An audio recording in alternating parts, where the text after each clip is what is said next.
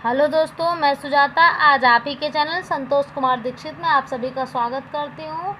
तो चलिए आज अर्थालंकार के बचे हुए जो अलंकार हैं उनके बारे में चर्चा हो जाती है और फिर इसके बाद अर्थालंकार स्पष्ट हो जाएगा। ठीक है, तो आज जिस पे चर्चा करनी है वह अलंकार है अतिशयोक्ति और प्रतीप अलंकार। ठीक है, तो चलिए वन बाय वन एक एक को देख लेते हैं। अतिशयोक्ति अलंकार। अतिशयोक्ति का अर्थ होता है किसी भी वस्तु के बारे में बढ़ा चढ़ा कर वर्णन करना। ठीक है, कहने का तात्पर्य है कि जहाँ पर किसी वस्तु या किसी घटना का जो वर्णन होता है वह इतना बढ़ा चढ़ा कर किया जाए कि मतलब इतना बढ़ा चढ़ा कर किया जाए कि उसको मानना संभव ना हो। ठीक है, वहाँ अतिशयोक्ति अलंकार होता है। जैसा उदाहरण में दिया गया, इसको आप पढ़िए और देखिए समझिए। उदाहरण दिया गया है, हनुमान की पूँछ में लगन न पाई आग, सारी लंका जल गई, गए निशाचर भाग। ठीक है, यानी देखिए क्या कहा जा रहा है, हनुमान की पूँछ में लगन न पाई आग, कि हनुमान जी लंका दहन का वर्णन हो रहा है।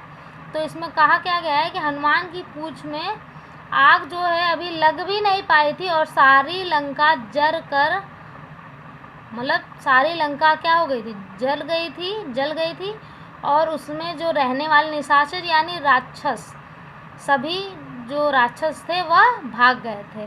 तो यहाँ पर जब पूँछ में आग ही नहीं लगी तो कैसे लंका जल गई और सब निशाचर भाग गए। यानी बातों को इतना बढ़ा चढ़ाकर कहा गया है। ठीक है, यानी वह घटना या वह वस्तु जिसका वर्णन बढ़ा चढ़ाकर किया जाता है वहाँ पर अतिशयोक्ति अलंकार होता है।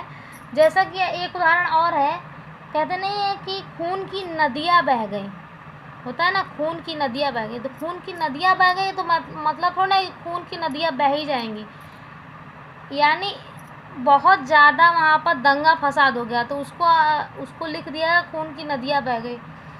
तो ये क्या होता है, एक ही चीज़ को या किसी घटना को इतना बढ़ा चढ़ा कर वर्णित करना कि उसको मानना संभव ना हो। ठीक है, वहाँ पर जो अलंकार होता है वह कौन सा होता है, अतिशयोक्ति अलंकार होता है। मतलब अतिशयोक्ति यानी बहुत ज़्यादा बढ़ा चढ़ा कर किसी चीज़ को वर्णित करना। ठीक, नेक्स्ट आपका है प्रतीप अलंकार। प्रतीप अलंकार को पढ़ने से पहले प्रतीप का अर्थ समझिए। प्रतीप का अर्थ होता है उल्टा या विपरीत। ठीक है, ये इम्पॉर्टेंट भी है, कभी कभी पेपर में आ भी सकता है कि प्रतीप का अर्थ क्या होता है। एक क्वेश्चन आपका बन गया, तो प्रतीप का अर्थ क्या होता है, उल्टा या विपरीत होता है। ठीक है, अब चलिए इसकी डेफिनेशन पे चर्चा हो जाए। जहाँ उपमेय का कथन उपमान के रूप में तथा उपमान का उपमेय के रूप में किया जाता है वहाँ प्रतीप अलंकार होता है। कहने का तात्पर्य यह है कि जहाँ उपमेय के कथन को उपमान के रूप में व्यक्त करते हैं और फिर उपमान के कथन को उपमेय के रूप में व्यक्त करते हैं। ठीक है, वहाँ पर जो अलंकार उपस्थित होता है वह प्रतीप अलंकार होता है। देखिए उदाहरण क्या है, नेत्र के समान कमल है। अब यहाँ पर बोल दिया कि नेत्र के समान कमल है, यानी कमल और नेत्र दोनों में क्या है, एक दूसरे पर कभी उपमान ये हो जा रहा है, कभी उपमान ये हो जा रहा है, यानी कभी ये उपमान ये उपमेय हो गया मान लीजिए। ठीक है, तो उपमेय का उपमान में व्यक्त हो जा रहा है और उपमान का उपमेय में व्यक्त हो जा रहा है। ठीक है, यानी नेत्र को कभी कमल कहा जा रहा है, कभी कमल रूपी नेत्र कहा जा रहा है, यानी एक दूसरे के विपरीत हो जा रहे हैं। इसलिए यहाँ पर कौन सा अलंकार है, प्रतीप अलंकार है। तो अब आपको अतिशयोक्ति और प्रतीप अलंकार में अंतर स्पष्ट हुआ। अतिशयोक्ति का मतलब होता है अतिशयोक्ति बढ़ा चढ़ा कर वर्णित करना। प्रतीप का अर्थ होता है विपरीत या उल्टा।